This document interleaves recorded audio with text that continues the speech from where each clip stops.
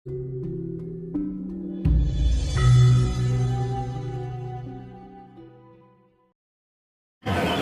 ini rumah saya dirampok kan itu kan. Rumah saya dirampok. Kan para aktivis tokoh-tokoh perjuangan. Kan ini Bung Karno, Bung Hatta, Sahrir dan sebagainya itu kan menanamkan rasa apa ya kepada semua masyarakat itu bahwa rumah kita ini dirampok orang. Kalau tidak, selama ini kita dirampok orang-orang itu. Kekayaan diambil. Kita sampai miskin, kan itu ditanamkan terus. Akhirnya sadar bahwa kita ini sudah lama dirampok. Ini kesempatan untuk melawan. Nah, membela tanah air ini, kan membela rumah tangga. Ini justru yang kuat. Nah, terus kalau diselingi, dikobarkan semangat jihadnya, ya boleh saja. Ya bagus. Cuma tidak mendominir. Nah, bagaimana dengan perjuangan dari Kristen? Nah, ini kan banyak, seperti di Maluku, di Sulawesi kan ada pejuang-pejuang Kristen. Nah ini, jadi tidak bisa dikaitkan.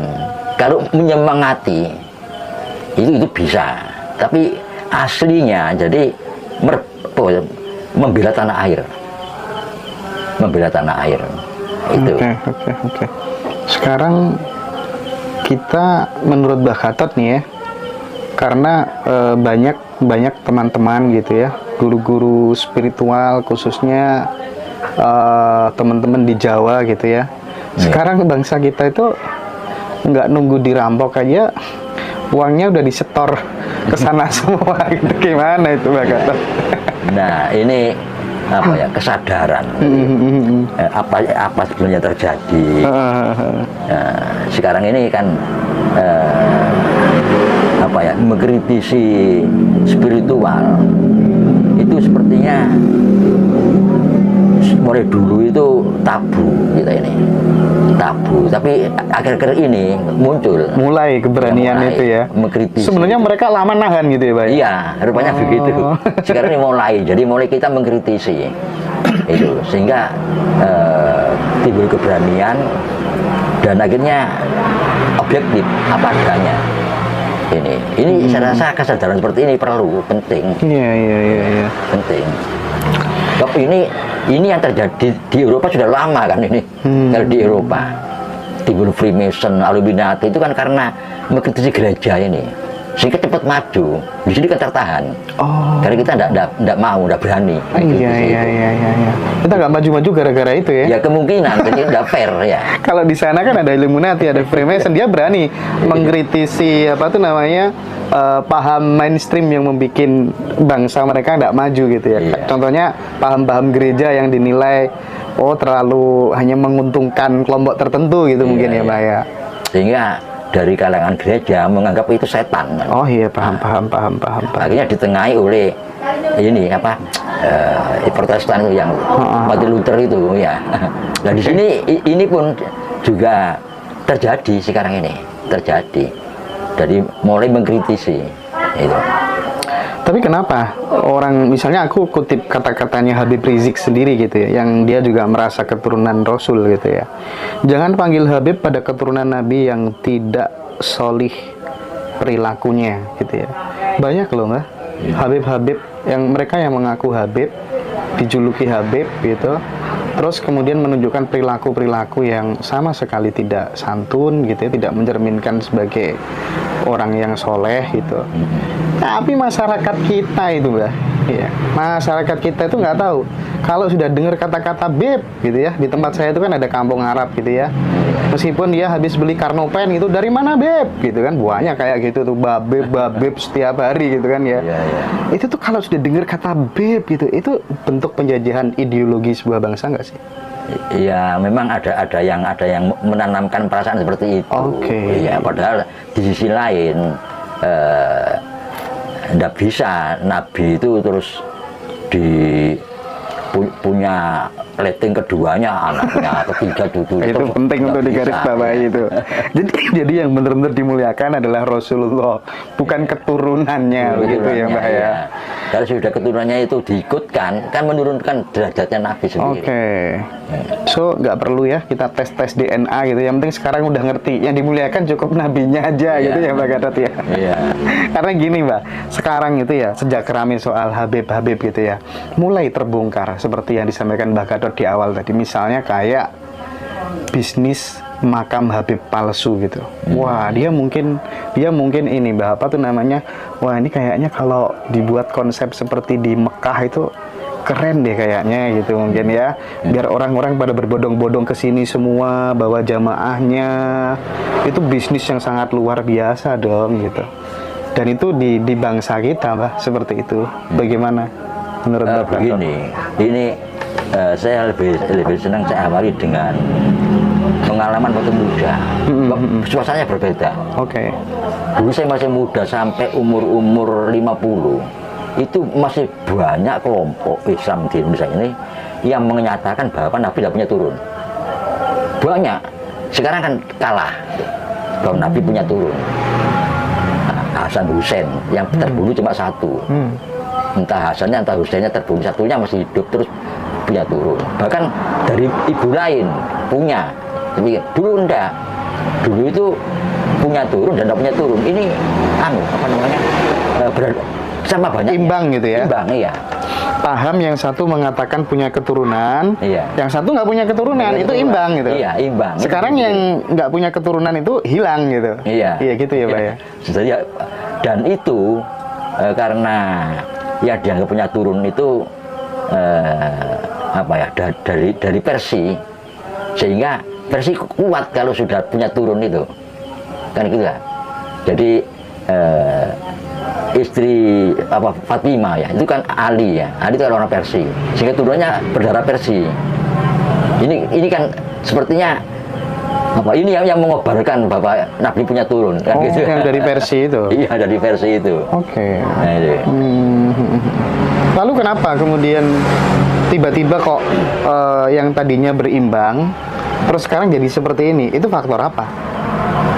Terlalu masifkah kemudian caranya mereka untuk melakukan sesuatu gitu sehingga masyarakat khususnya di Indonesia sendiri itu gampang untuk kemudian ikut gitu? Nah itu kan kita amati di medsos itu ya, ujungnya uang. Uang ya? Ujungnya tuh uang.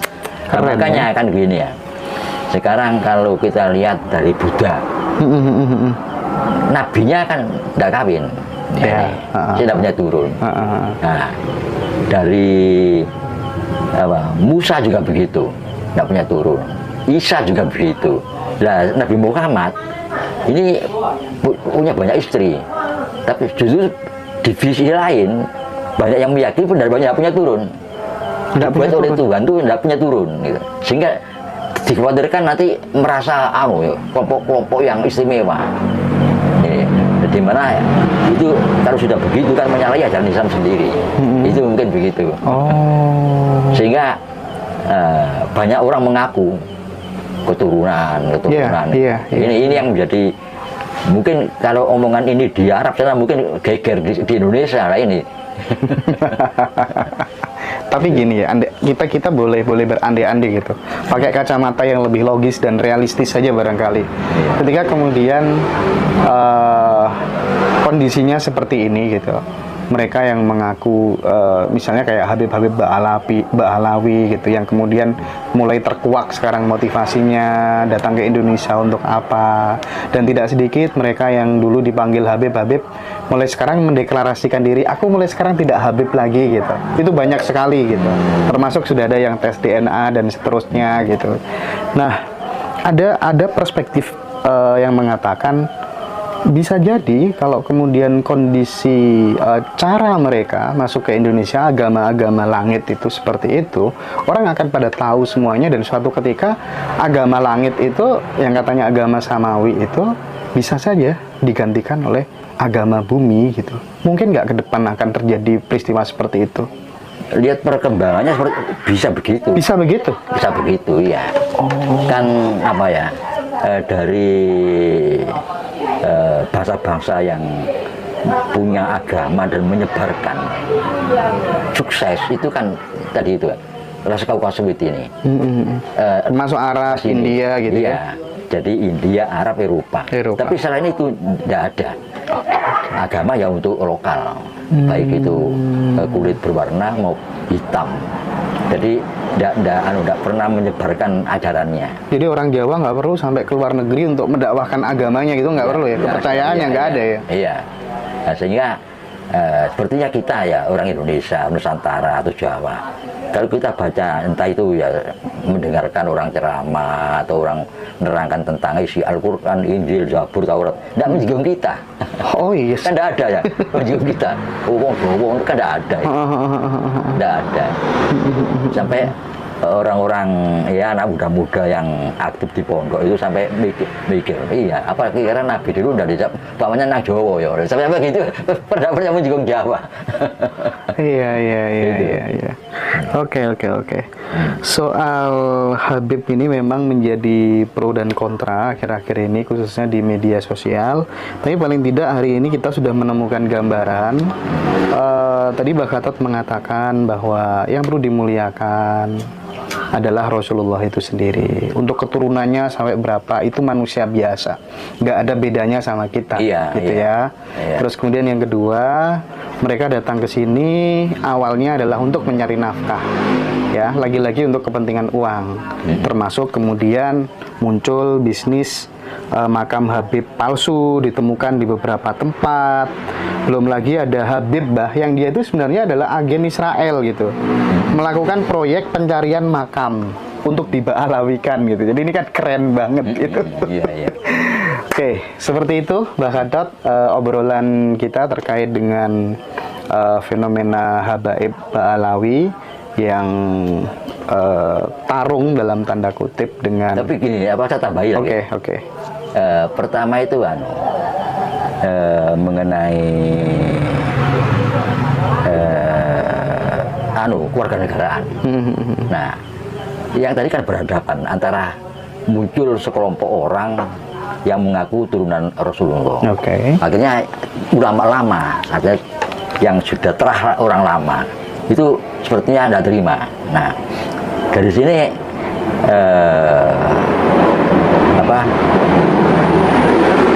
kalau kita lihat kenapa kok waktu zaman Presiden Soekarno ya menyangkut kewarganegaraan, orang Arab turunan Arab diistimewakan daripada Cina.